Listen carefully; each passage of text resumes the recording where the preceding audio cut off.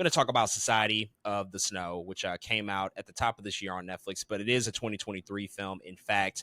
And this movie is a survival thriller movie, which is based on real events. It's about the flight disaster of the airline that crashed into the Andes Mountains in the 1970s.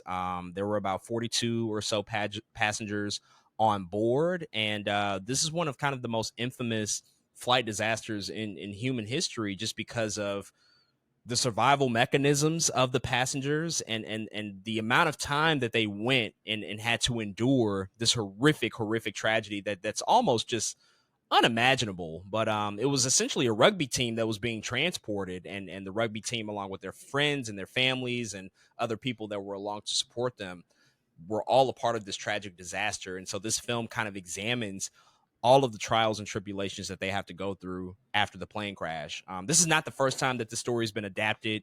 There's been a ton of documentaries, books. There was also another live action movie that came out in 1993, I think it was. Actually had Ethan Hawke a part of it. So it's been about 30 years since they adapted this story. But this adaptation of this story, I mean, I haven't necessarily been too familiar with it, but it is absolutely riveting. It is one of the most emotionally powerful movies I've seen in the past few months. It certainly gets you on a degree that I didn't quite anticipate, because when you think about the fact that this was a real incident, real people, and they are now enveloped in a situation that is almost incomprehensible, and you just have to sit and watch and observe what they go through. I mean, it's just so powerful, because the movie showcases a few things. I mean, it showcases how desperate you truly become when it comes to survival. They're stranded in the Andes Mountains, and so temperatures are below freezing. They are the worst that they can be, especially when it gets dark at night and there's no sunlight.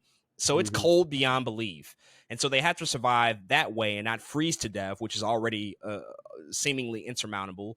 But they have no food or limited food, very limited food, and they have to be out here for an extremely extended amount of time, and I won't give it away how long they have to be out there if you're not familiar with it, but it's a really long time, like more than most people would really be capable of surviving. And I think you see this story about people reaching their absolute wits end and having to do everything possible to survive. I mean, literally everything, to some of the most horrendous acts that, we just can't even think about. I think, one of the more famous elements of this story is the fact that if you're out there for as long as they were, at a certain point, your only source of food is going to be perhaps the decomposing bodies around you, the people who've already died, and to just think that through, and to go through that whole challenge and that whole concept and idea that every single person has to come to grips with, to understand that it's either survive or die at a certain point.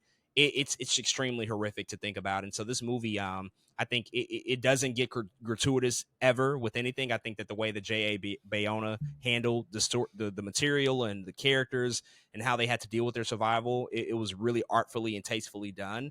And it really leans into the emotion of these people and the fact that this is kind of a heartbreaking thing to see any human being go through. But it's all about the willfulness of the human spirit, the fight to stay alive, the fight for survival. And it's a huge tearjerker. I think that this is definitely one of those standout movies of 2023. And I talked about it a couple of weeks ago with the visual effects. I mean, one of the more impressive aspects about this is how they pulled this movie off, because the realism and how realistic everything looks is just, it's unreal. It's unbelievable. And then you realize like the tricks and the things that they pulled off to make sure that it felt real and lived in, like we were actually in the Andes Mountains, which at times they were, but there's other times that they had to do some trickery, some movie magic. And it's like, I didn't even notice it. It was kind of crazy to witness it. And so incredible performances, a really compelling story, and ultimately I think a story of triumph that everybody would enjoy. And I think it's resonating because it's been in the top 10 for a long time now on Netflix. It was even number one, I think, for a couple of weeks. And I certainly understand why. It's definitely a watch that I think anybody would certainly be compelled by. Yeah, I'm like 20 minutes in. I still need to finish it, but I've heard nothing but great things about this film. I enjoy when we can tell, I think, stories, real stories, right, that actually happen, very biographical stories that actually happen. And it's like not biographical, but historical stories that actually happen. And it's like I don't know. It's good. It's meaningful, right? I don't know that we've seen movies that like try to do these historical pieces, and you're like, okay, but why am I here?